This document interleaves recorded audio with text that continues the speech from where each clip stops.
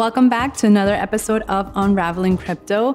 I say this every single episode that I'm really excited to share who we have on today, but today is no exception. We have a powerhouse and leader in the Web3 space, Brittany Laughlin. For those that may not know, she is the executive director at the Stacks Foundation. She has co-founded her own VC firm, Lattice Ventures. She's an entrepreneur and a professor at Cornell Law School, amongst many other roles. Today, we talked about DeFi, decentralization, and different areas that really create the Web3 space. Instead of just me telling you what it is, let's dive right on in. Welcome, Brittany, to Unraveling Crypto. I am so excited to have you here.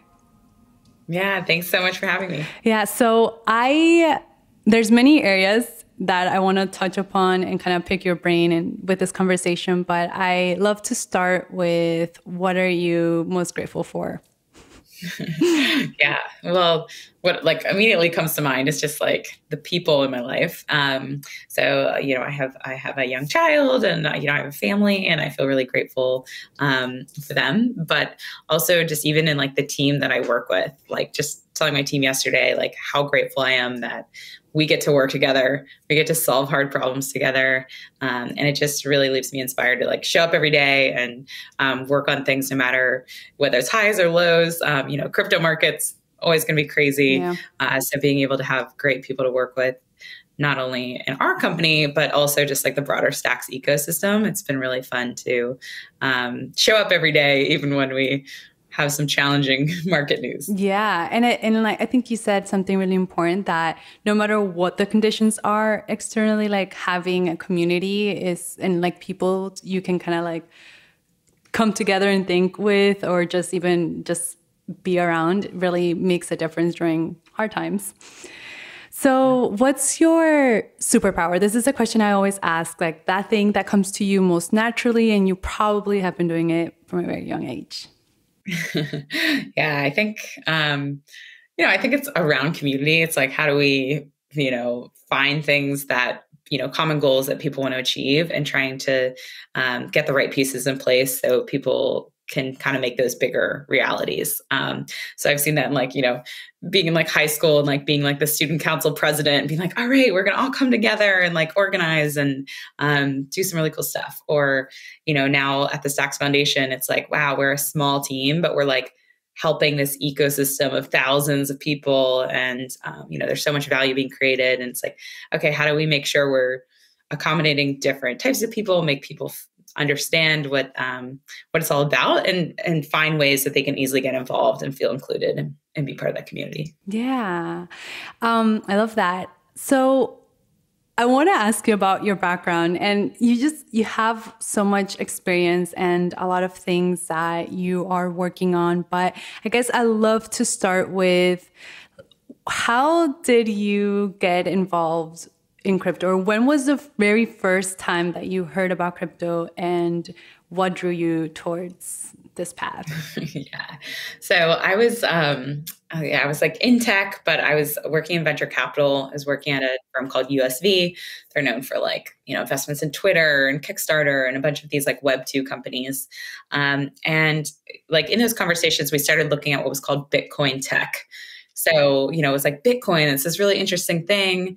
People were using it on the dark web. There were a few internet communities that were using it, but it was very fringe. It wasn't mainstream. So we started talking about it. We really were looking for ways that people could use it. So that was sort of the thesis. And then we made our first investment in Coinbase when it was a seed stage company. And that was the first Bitcoin tech that we ever did. And then actually the second investment we made was actually Blockstack, which at the time is called OneName, which was around the same time. And we were this is a non-financial application of Bitcoin. And we thought that was super interesting. So yeah, that was 2014. So I'm going on the 9-year mark of been thinking about I've either been investing in crypto or working in crypto from that time. So I bought a little bit of Bitcoin way back then, and I wish I would have bought more, because I think it was around $200 or something at the time. I set up my Coinbase account in order to do that back in the day. So yeah, it's been amazing to just see the journey of how much has changed in that time. Yeah. And I mean, as you said, you have a background in tech from the very beginning, but what like drew you towards getting a career in tech? Especially, I mean, we're going to talk about this, but especially being a woman, that typically that's not something, most women go into it. But what drew you and why go into that? Yeah, well, I think it's, yes, being in tech, it means often being one of the few women in the room, sometimes the only woman in the room, which, in my early career, that always sort of seemed like a challenge. But now, hopefully, it means if I'm in the room, other women feel more comfortable being in the room because there's more of us than there ever were before. But, I grew up in an entrepreneurial household, and it was always just like my dream to be able to build things that didn't exist, create companies, find like that independence by being able to work on the things you want to work on and work with teams. So, I saw the internet as like the great advantage to do that. So my first company that was a tech startup was in like 2010. And it was like when Facebook Connect was a new thing. Like you could build businesses on top of Facebook's social graph. So that was like, this is amazing. Like there's all this cool stuff. So, so that theme is kind of carried throughout my career of just like being really excited. Like technology opens new markets, creates new opportunities, and to be able to create products people like use immediately. So that has carried over with Web3 too. So just seeing the technology of like, wow, all of this open data, all these like ways to transact, like giving creators more tools, all of it just is like perfectly in line with this, like, how do we make it easier for people to start something of their own? And I've been really excited to see that kind of evolve. And I think tech is a great place for that because there's just always new tools, always like cheaper, faster ways to like start something new, see if it works and run with it. Yeah. Oh, I really love that. And I think that this speaks a lot to the community who listen to this podcast, especially like about entrepreneurship. And I guess like my question is, what's the mindset that you have to have as an entrepreneur to keep going and to really think outside of the box, especially now that we're seeing that it's more widespread too? Mm-hmm. Yeah. Yeah, I think it's, I don't know, at the end of the day, it's like about value creation. And sometimes it's hard to know where that market is. Like, I think the internet's made it way easier to try and find customers or test if a customer wants something even before you build something, just talking to them, reaching out to people. So I think just that mentality of like, where can you help create value for other people has been a driving force. It used to be you had to like set up a whole company and like website and servers and hire people. It's like now you can be like one person and just kind of putting up like a survey online or like, landing page for like $10. You can kind of do that. So I do think it means that there's more noise than ever before. But if you can figure out like who your customer is and what value you can provide to them, that will lead you down like the most interesting paths. Even if sometimes you may find like customers want this, but they're not willing to pay for it, or there's not enough customers, and kind of knowing when to shift that around or say like, okay, maybe I need to rethink like how to make it a business, not just like a side project. Yeah. Ooh, I really like that because I think that's one of the things that most entrepreneurs kind of like bypass. They have a really big passion and we forget to kind of like, what's the value and is it really going to, are people really wanting that? Is it going to solve a problem? So let's get into Web3 and crypto.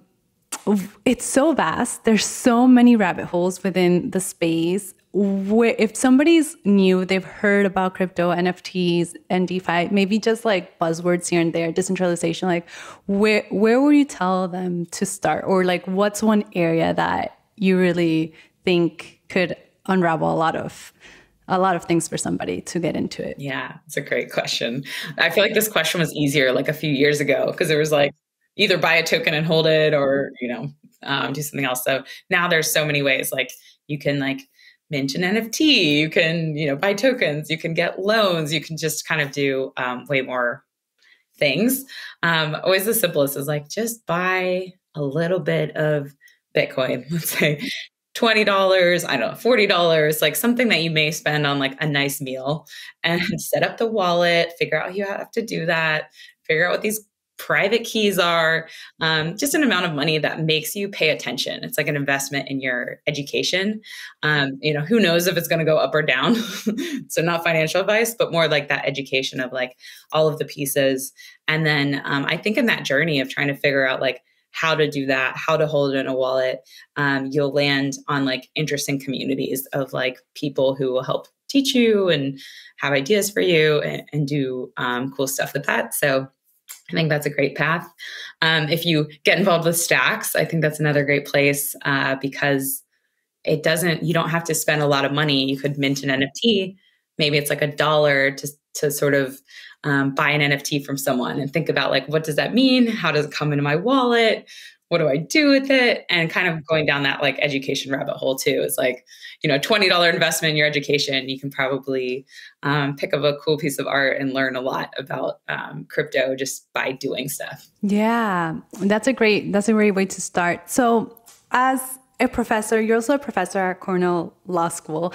And what's like the most like, or the point of friction that a lot of students kind of encounter when you're teaching about blockchain and Web3 and DeFi? Yeah, well, I think it's like in the classroom and just universally, a lot of people know crypto as like scam or like get rich quick lotto. They think of the headlines of what bad things have happened in crypto as like the definition of what it is.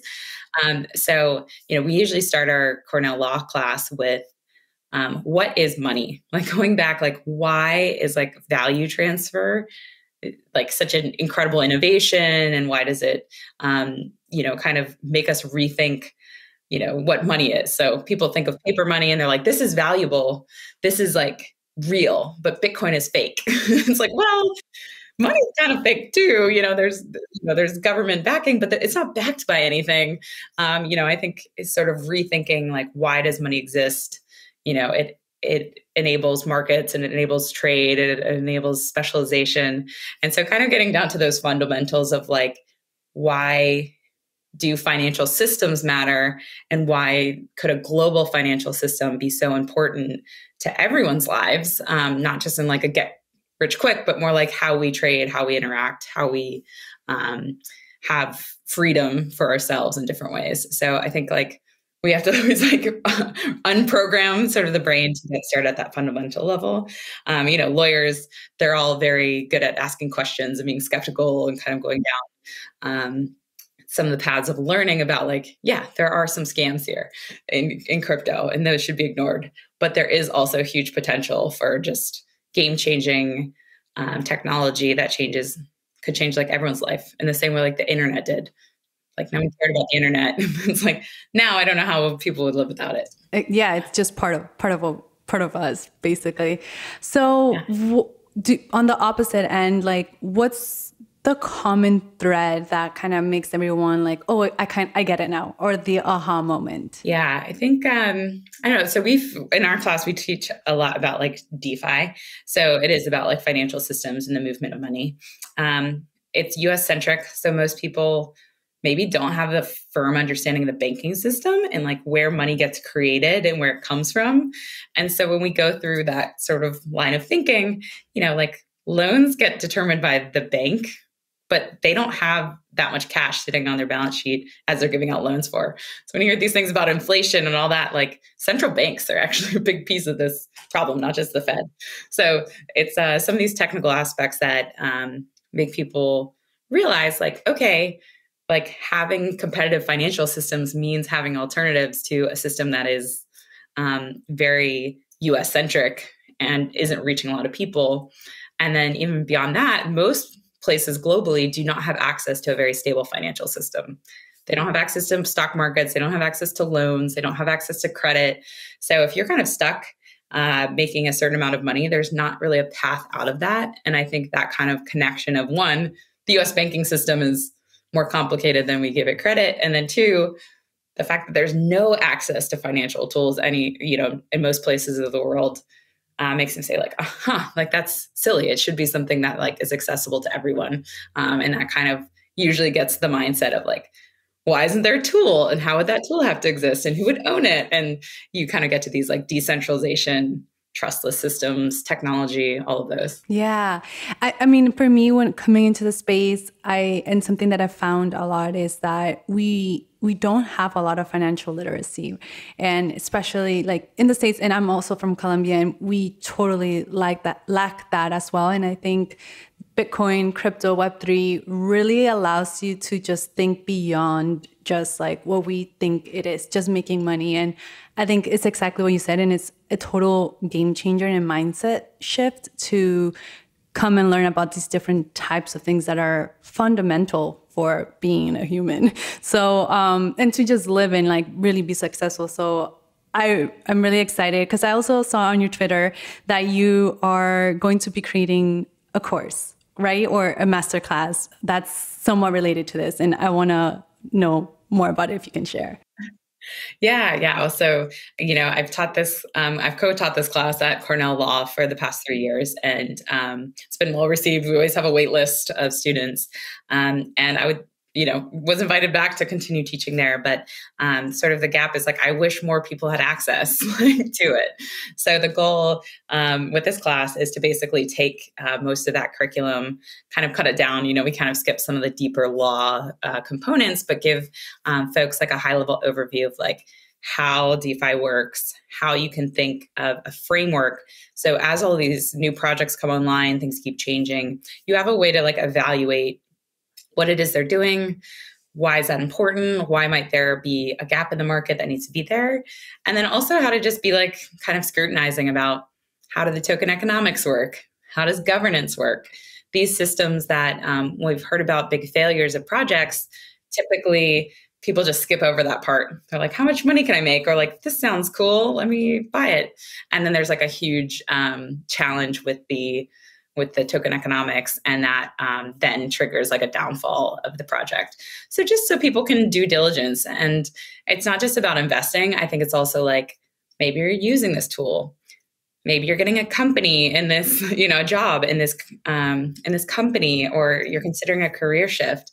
So if you're spending your time on something that maybe is actually on shaky foundations, you want to know that. So it's just trying to open up that thinking. I've been an investor, I've been a builder in the space, I've gone very deep on the legal regulatory side. So just trying to get access for more people to have those same tools and like the same way to think about it. Ooh, I'm really excited. When is it going to happen, or when does it open up? Yeah, so I think I have like a wait list right now. So I'm using this great tool called Maven. So they've helped me get it up because I'm like, I have this huge long course. How do we make it more accessible? And then I think we're going to run the first cohort in early December, and then hopefully do more than that. Try to condense it into like a 2-week, a few hours each week, so that it's manageable with like a job and everything else going on for people who want to attend. But hopefully, yeah, like a good group comes out of that as well. Of the peers in that group, I think will be really stellar. Yeah, I'm excited. I'll be like keeping an eye out as well. So, could you share a little bit about DeFi and what it is? I think that we really haven't had anyone on the podcast explain much about it, and I think it's a term that's shared a lot, but no one really knows what it is. Yeah. I always feel like I have to ask myself because it changes. But so the DeFi is short for decentralized finance. People now call what we considered finance before TradFi, traditional finance. So decentralized finance usually means there's no single entity that is controlling the monetary policy.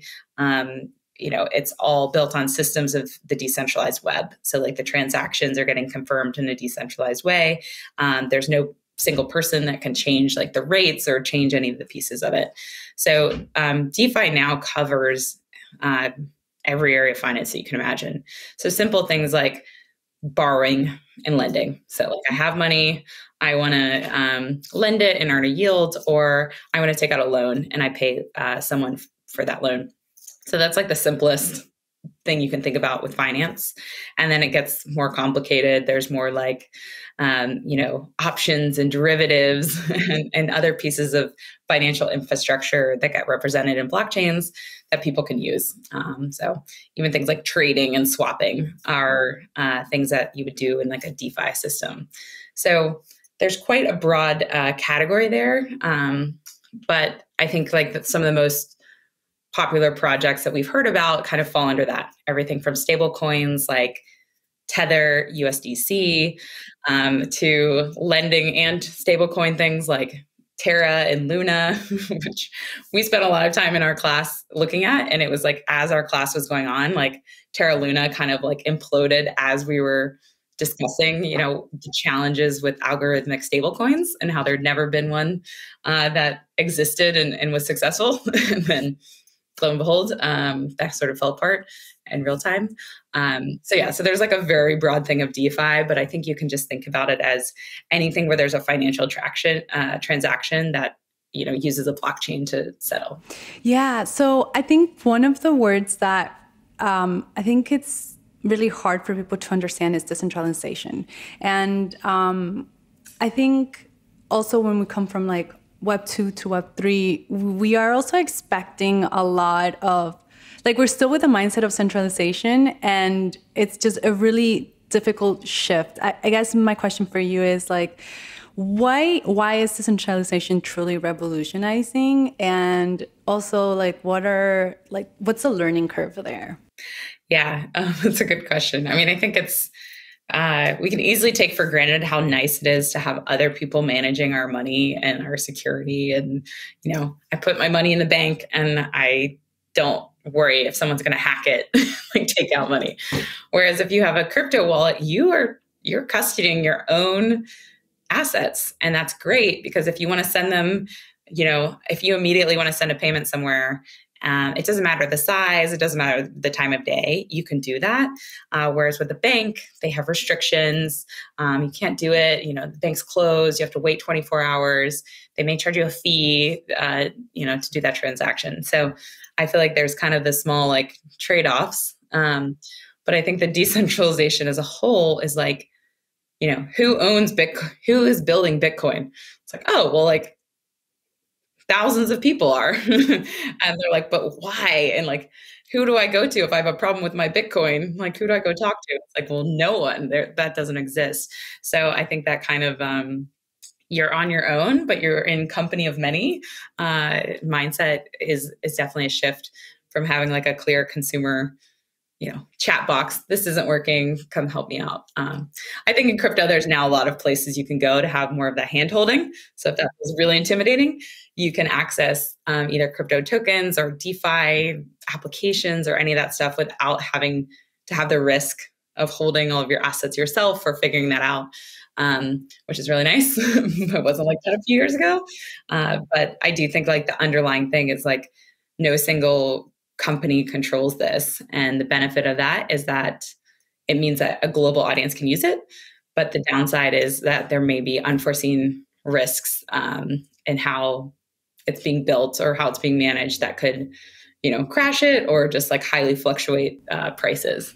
Yeah. And like when building communities, like also community is one of those words that has been iterated and like it holds a lot of value in Web3. And how are communities like different now versus like in Web 2 or in anything else, especially with Web3? Mm-hmm. Yeah, well, I mean, I think, my brain immediately goes to like creator communities. So my VC firm, we were investors in Twitter, and the earliest members of Twitter who created all this value of like showing up and tweeting and putting interesting content and getting more people in and like getting a lot of excitement, those creators maybe benefited in secondary ways of like trying to grow the platform or grow their brands, but they don't actually have any ownership over Twitter itself. So all of this value that was getting created was just aggregating to the Twitter shareholders. They're like making millions and billions of dollars, even though all of the people who are putting in all the work are the ones kind of not getting it. And, Twitter's still not monetized for creators. Like YouTube is, maybe Instagram, you can kind of do some stuff. So I think just like thinking about well, if there's a new network, it's decentralized, or it has like a token economic ownership model, you can think about like, I'm owning this and I'm helping build it. Like you buy Ethereum and you're like, I'm going to build something on Ethereum that's really valuable and other people are going to use. And hopefully that then increases the value of the whole market of Ethereum. So it is this very shared financial alignment, but I think it also just is like a nice community alignment of like, hey, if I'm building in Stacks and someone else is building in Stacks, we probably have something in common. We can help each other. We all have kind of this bought-in notion of like, we're here because we want to create the future of the internet. And so from that commonality, we may be able to learn from each other, work together, share notes, things like that, which I think is really cool about community and having it not like as a sales pitch, but more like, join me because like we all win. If I win, you win, and we can all build things together. Yeah. And I think that's one of the highlights, especially about Stacks too. It's very collaborative, and it's about supporting each other. There's never competition, really. I don't feel that intense competition in the space, and that's refreshing from maybe coming from another place of working and where it's also very saturated. And I think we're starting to see it grow, but it's very new still, the whole crypto space. Yeah, we get that feedback a lot. Like the Stacks community, everyone's just like very nice, like helpful. And I think that speaks to like our value system around, believing that we can empower people with this technology. It should be accessible to more people, that there's so much value to be created. Like there's a really huge pie that exists. So I think it's easier in our community to feel that. Whereas, like every community has their different values, but some are all about maximizing profits or maximizing short-term gain. And that can sometimes have impact long-term on the community, not sticking around or being hostile. So if you are joining Web3, I think Stacks is a great place. I'm very biased. But if you do end up in a community and you feel like, ooh, crypto, I don't like it, this isn't my vibe, maybe you're just in the wrong community. Maybe keep exploring until you find one that fits. Yeah. And when we are talking about Stacks, what has been the value from the very beginning, and what has changed? Like what has from the very beginning, what do you think has been the thing that, oh no, this is not working, we need to change the value, or has it been the same? Yeah. Well, it's been a long road, like I said, from one name, 2014, I think the project kind of got started. And back then there was sort of actually an idea similar to like BNS names or ENS names of like, people need a unique identity on the web that isn't attached to something like an email owned by Gmail or a Facebook login. So this idea that you have this portable identity, you could pair that with like Bitcoin transactions and be able to like transact. Like you and I could sell something to each other without an intermediary, because like you can kind of see who I am and I can see who you are without just like the anonymity of wallets. So that was kind of like the first thesis. And then like with that came like, well, people are also going to need data storage. You can do that transaction, but where does it get stored? Maybe I want to upload a photo of, selling you some earrings or something. So that kind of open marketplace mindset needed these tools. And so Stacks has always been about like building tools for builders, developers to use them. And then I think over the past like 2 years, once we launched our mainnet with smart contracts, that was always in the plan. The reason our roadmap was long is because we decided to take the regulated route and work with the SEC, make it accessible to everyone to purchase, like alleviate concerns of like, this is a scam, this is, unproven. So by going through that path, I think it created a lot of feel-good things, but it definitely slowed down some of the other developments we made. So yeah, just in the past 2 years, it's been really about smart contracts.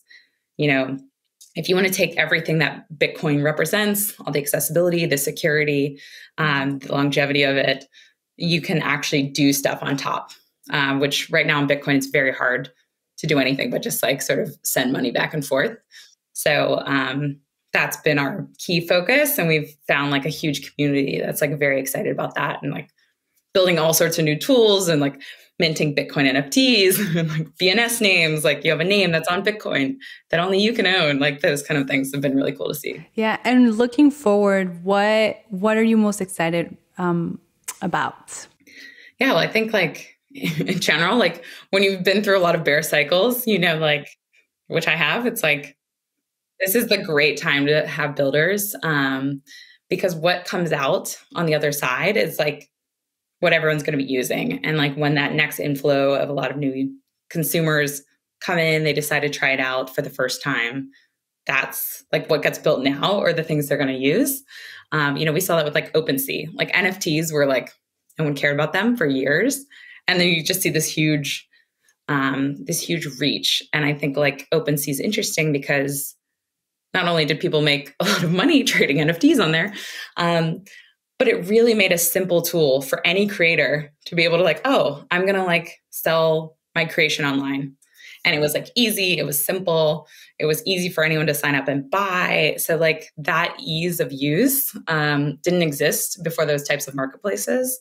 And so I think we're just going to see a lot more consumer focus. Like, how do we get the next wave of like 1 million, 10 million people who use Web3, and they don't necessarily care that it's crypto, but it like presents an experience that they've never had and they couldn't have without blockchain. Okay, so something that I actually wanted to ask you was, what are the areas of growth in Web3 that you still see that's still lacking, and we need to focus on that? Mm-hmm.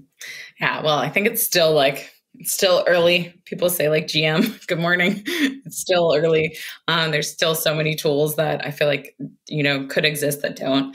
I've been really excited about thinking about decentralized identity. So kind of back to the original one name. We've seen this with like BNS, but how people can have a portable reputation online. They can use it in different scenarios.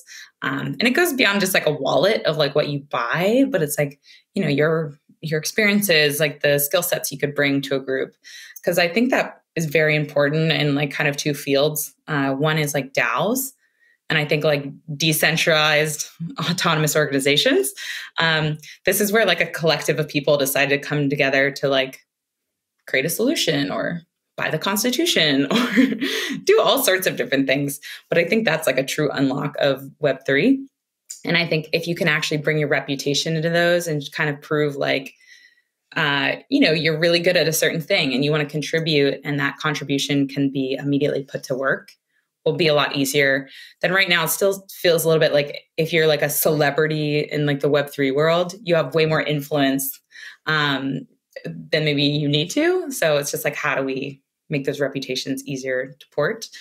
And then I think the other piece that actually Gitcoin is doing a lot of work around this, which I think is interesting, is Sybil resistance. So that is basically like, you think of Facebook, if you've ever gotten spammy messages on there, or like Twitter or any of those, and it's really annoying to have so much spam.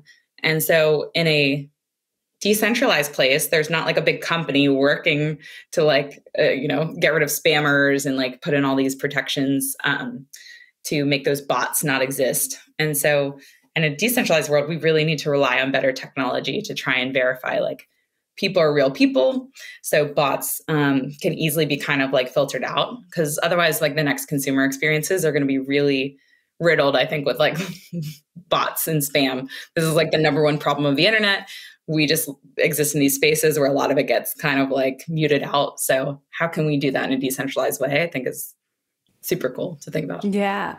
And what about like, I think you kind of answered this, but is there anything specific, also broader wise with Web3 that you are just excited about and love currently? Yeah. I mean, I've been, dabbling in this sort of like, how can we use this technology for good? Like, how do we move society forward? Because this technology exists in the same way, like the internet moves society forward in positive and negative ways. But I think with this, I've been focused on opportunities where there's a focus on like education. So how do people have better access to education because of Web3? How do we think about funding education? Even things like college loans and very high interest rates in the US is a big problem. What if you could use DeFi to help offset some of those high costs or help people more easily pay back their loans because there's different risk structures and things like that. So I kind of like that category. And I think there's like 1,000 ways that Web3 could have an impact on that. So yeah, I've been focused on that, even just like, yeah, developing more like Web3 courses. Like, how do we make it really easy for people to feel confident that they have the information they need to participate and, change their career or get involved in all sorts of different ways. So I think that's really cool. And why this podcast is really cool, because it's working to educate more people, ask the right questions. Yeah. I mean, I agree. I love education, and right now it's everywhere. And I think having more people create content that caters to different types of people is also really important, and diverse backgrounds and minorities is something that I feel is so much needed. Like diversity and inclusion, I think in all spaces is still a really big component. Like, what would you say as someone leading in the space? Like, how should founders really think about when they are hiring or when they are supporting individuals? Like, how can you think outside the box, especially because it's male dominated and typically it's like white male too? Yeah, well, I mean, what's nice about Web3 is I feel like it's like the most open, easy place. It's a little bit like, just jump in and get started, which feels very overwhelming. People are like, I want a path, like, just tell me where to go. It's like, you have to just show up. But with that, there's even just such a rise of like, synonymous accounts. Like, it's like not people's real face. It's like a picture of a cat and they're just like interacting. So in some ways you can actually like hide obscure some of the genders of folks, and hopefully just like lower that barrier of like, no one cares where you're from or what you look like or, what your experience is. Like, if you're producing good work, like that's what people focus on. So there is a little bit of that, but, that doesn't mean you have to hide behind the shadows. I do think that I've seen just like some incredible leaders globally that are part of Web3, and they all bring their unique missions and perspectives, and there's space for all of that. So no matter what place you are in a world, or if you're a woman, if you're a man, if you are somewhere in between, like all of those things hopefully matter way less than they did even in like the internet age, or like the real world where you're like walking in a room and like sizing someone up based on how they look, which I think has been a huge problem. So hopefully we can kind of shift that away to the point where people don't really care anymore, and it doesn't impact people getting involved and getting started. But I do think it's great to have more representation of, voices on podcasts that are women and not just men that are from the Valley, or like, have a certain profile. So I do think it's chipping away at the more diverse voices out there. And I mean, like we talked about this, you have your background's in tech and you've been in rooms full of men. What's the mindset that you've had to have to just set yourself apart to really be seen? I think sometimes it happens that women, or, we go into spaces where perhaps we just are not feeling as comfortable, or we doubt ourselves, just like any other human too. But when you're kind of like the only one that doesn't look like everyone else, it could bring those types of fears up or insecurities. And like, what has been your experience and what's your advice? Yeah, I think it's a great question. I don't think I know any woman, especially who hasn't felt that way. So I definitely have, still do at times. But I do think what's helped is kind of understanding like what I bring to the table and recognizing that there's like a lot of value in that. I'm not the most technical person. I'm not the person to go write the code, but I'm pretty good at like a number of things that, as long as I can kind of like help that be known and like deliver on those things, I find like that's really helpful.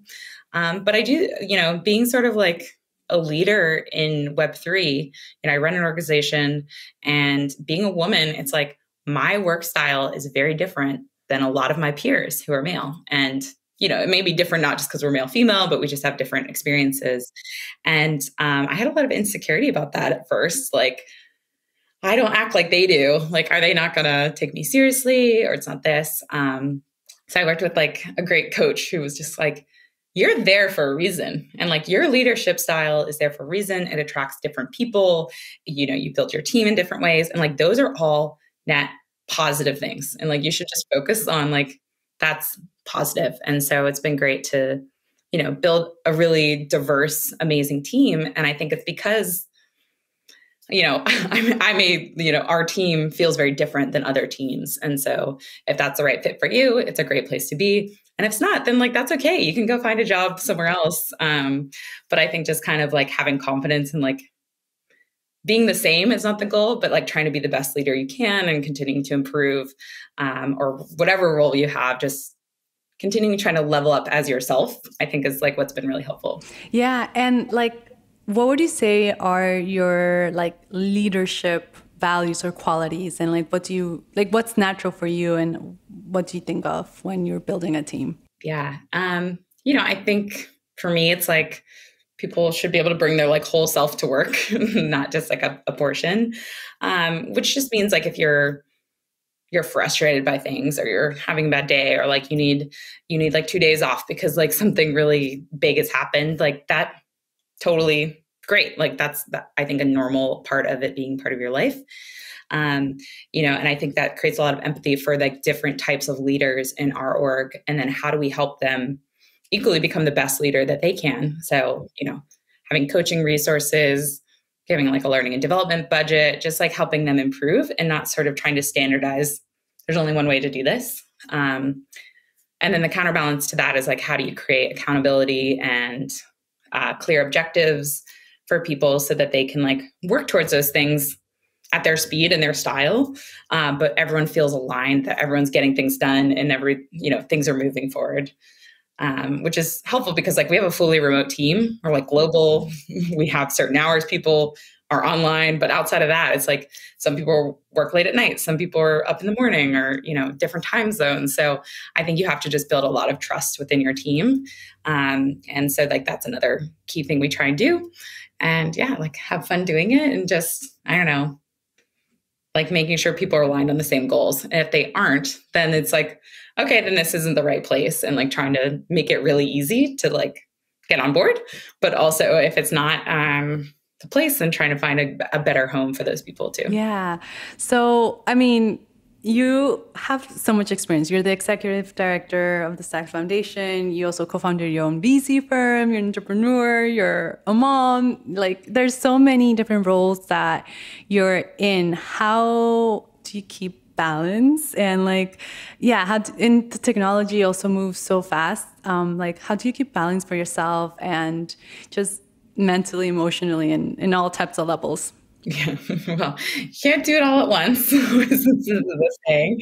But no, it's even like, following things that really keep me interested and excited. It's like teaching this Cornell class gave me the opportunity to kind of like unpack what I knew about crypto and where my gaps still were. Like, how could I have enough information to explain it incredibly simply? And so like that exercise was great because I felt like I got to do a really big deep dive on the industry and kind of come back with insights that I wouldn't get in my normal job, but then helped inform what I'm doing every day for work. So like, I like to kind of take on projects on the side that continue in my learning, and they're kind of time boxed. Like there's a set time, I kind of like go deep on those, and then I'm able to put that work in the world. And then when I'm not working on those side projects, using that time to like, read a book, like not think about crypto. So I kind of think of it like almost like seasonality, where sometimes it's like my gears are extra going, and other times I'm like, I'm totally out of loop of what's happening on these 5 new protocols. And like, that is okay. I will, I'll have time and space for that later, but I won't try and do it then.